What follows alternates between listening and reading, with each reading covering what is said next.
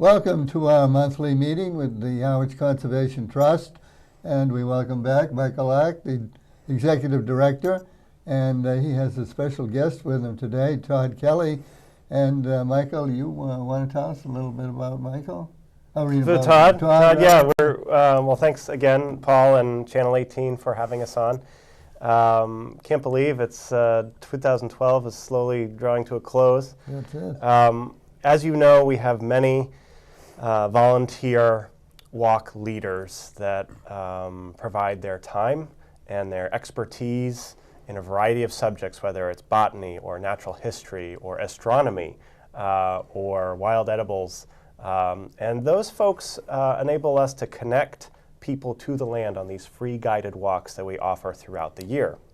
Todd has led and continues to lead many fascinating walks at a variety of the trails that we help maintain across town. This year in 2012, in the spring and most recently in early October, we decided to try something different with Todd. He led a wildlife tracking workshop, and it was well attended, and I think it'd be interesting to hear more about his experience and his background. Very good. So I guess that's an introduction for you to take over, Todd. Well, thank you.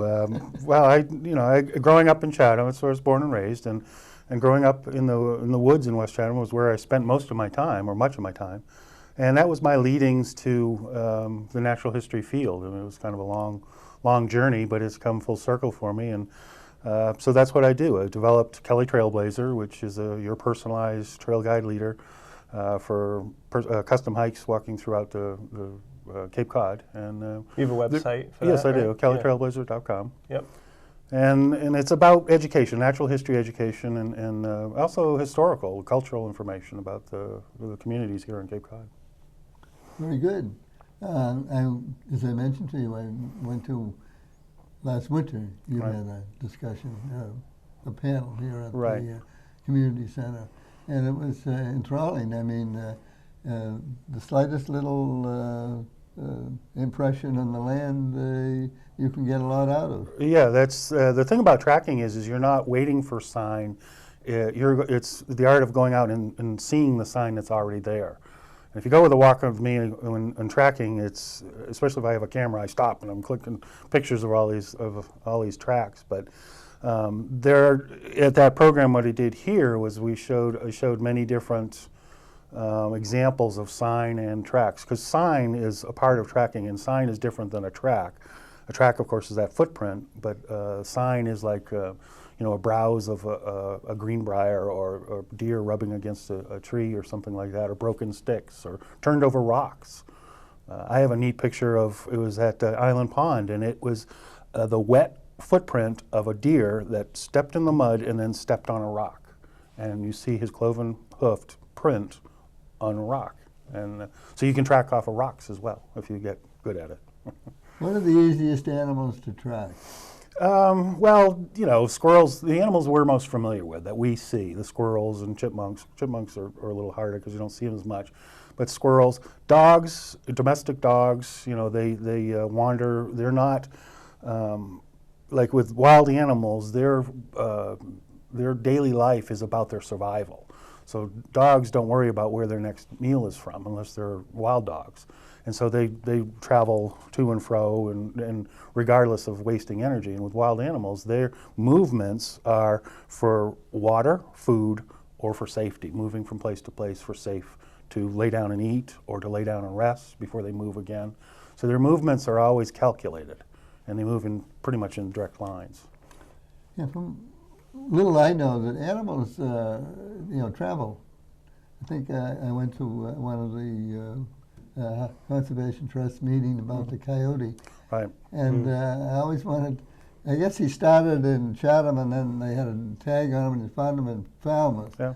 And, They have a wide range, up to 10 square miles, that's my Yeah. understanding. Yeah, Right. and so that was amazing. Of course, obviously looking for food. Right. And oftentimes, you know, you can wonder where he stopped for lunch. Yeah.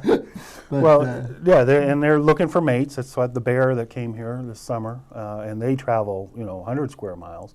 But that's another part of tracking is understanding the home ranges. Like Mike said, about 10 square miles. An otter can have up to 60 square miles because they swim. If they're in places that are suitable, again, it's all about food safety and shelter. If the food's there, they'll stay in that area. And so they don't need to travel as much.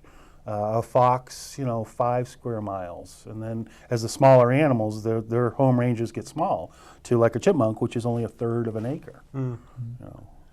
I see a lot of bunnies around, and I'm always curious. Where do they go in the winter?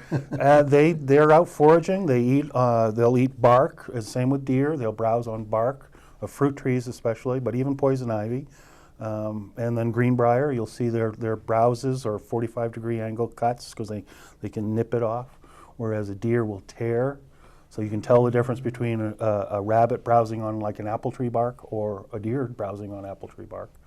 So they're here, and they look into thickets, where the leaves are, and they don't dig holes. People think, go down the rabbit hole. They'll go into another animal's hole, but they don't dig holes. They live in forms that they make in the grass. They'll make a nest, or they'll chew into the thicket and get under, like we have rose bush that's got leaves all piled around it. It's a great habitat for them. That's so interesting. Now maybe we could see some of the photos of the tracking workshop you just led in October.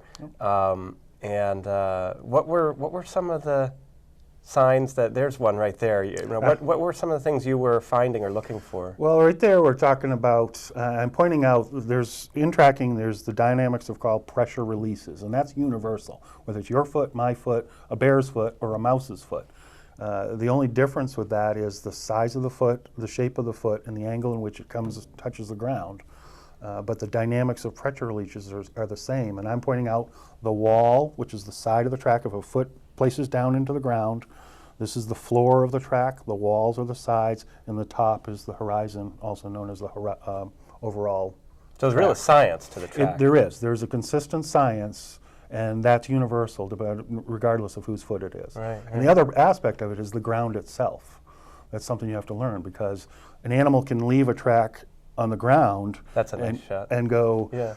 We were. In fact, right here as we came upon. I was a little discouraged because this is going into the winter time. So summertime, there's difference. We did a workshop in the spring, and there's different things going on in the very same spot. But we had just passed fresh fox scat. Oh, okay. So I was all excited. But that's great. So the track we were seeing was just that three-dimensional track. That's why I like to show it like this. Yep. Is you see the foot goes down and leaves this three-dimensional track. And then we saw the scat. We also saw, when we walked a little further, we came to some sand and we saw the tracks that confirmed that, yes, it was a fox. Wow. And that was that day. The scat was that morning, so it was probably Look at that 3 day. hours. Wow. Yeah, it was a a beautiful day. This is a spot here. This is at a little lagoon that's the West Reservoir is on the other side beyond the front of us. That's not the West Reservoir itself. It's a little lagoon, a cranberry bog lagoon. That very spot in the spring was where minks left scat. There was no scat there. This is a scent markings site. This is which animals do. This is how they communicate. They leave their scent marking in different ways, whether it's scat or scratches and urine saturated scratches, which is what deer are doing. Bucks are doing right now or have done to attract the ladies. But that was a spot. Oh, and also on that spot, we had seen one sign, and it was scratches coming out of the little lagoon. And I asked if anybody knew what it was, and it was a snapper turtle. Oh, jeez. boy, you never know what you're going to find out there. Oh, that's another great photo. Vince DeWitt, right, I believe, of Harwich, took these photos. Yeah. And so he was tracking you as you were tracking other creatures. Yeah. I love his photography. We're lucky to have so many great volunteer photographers. Is Todd going to have another program this year? We're going to work on scheduling one in the spring. Right now we have our winter talks in January and February. Maybe we can talk about that next time we meet. But hopefully we'll have one in maybe March, April, Todd? Yeah, and there's a difference. We were at those very spots. We did a program was actually March 31st, and then this one was October 13th, I believe. And there's a big difference. Even though we were in the very same spot, there was a difference in what kind of sign you see.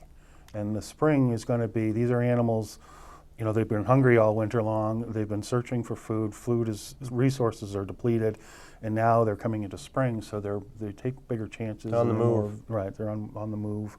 I think that's why we saw the mink scat. Oh, there's the little, that's the Fish and Wildlife produces a pocket guide, and you can get that free from their site. It should be free, or I have it at Nickerson State We Park. have it at the Harwich Conservation Trust. Okay. Yeah.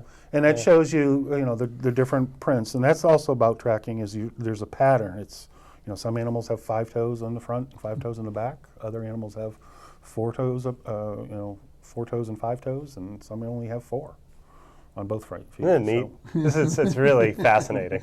Yeah. Thank you, Todd, Sure. very much. My Very pleasure. good. Yeah. So you have a land project that you would like to bring us up to date? Yes, yeah, we're working on several land projects at once, as we usually are, and hopefully we'll wrap some of these by the end of the year. They include 1.4 acres that will tie into another 24-acre conservation restriction that spans 2 herring spawning ponds, 2 herring runs, and also a vernal pool. So we're working with the family on preserving that 1.4-acre piece of the puzzle. We're also working with another landowner who wanted to conserve a property in memory of her mother. Her mother passed away 4 years ago, and her mother had always said that she wanted that land to be preserved in its natural state permanently. And so now her daughter is working with us to fulfill that wish. We're also working with another family on preserving a combination of 2 parcels comprising 4 acres that creates a wildlife corridor because that 4-acre assemblage connects to town conservation land and also helps protect groundwater flowing to Grassy Pond, which eventually flows into Saquotucket Harbor via Cold Brook. So there's a groundwater protection element to that project. So that's just a few of the several projects that we're working on at the moment. Is there any necessity for people to complete these before the end of the year? Yes, Tax problems? those 3 I mentioned really originated from interest in the new state income tax credit incentive, where an eligible landowner with qualifying land can receive a tax refund up to $50,000 or 50% of the land's appraised value, whichever is less. So this is actually a check potentially for $50,000 that a landowner can receive based on the value of their land. Pretty powerful incentive. It sounds it. And it's very popular across the state. And we're working with, again, several landowners right now across Harwich who are very interested in this. Now, there was a limit to the amount? Statewide, there's a cap of $2 million. Okay. That was reached for 2012 already, about a month ago. But the state is still taking applications to queue up for 2013. Oh. So we're still filing applications in concert with landowners to get them in line for the 2013 $2 million cap.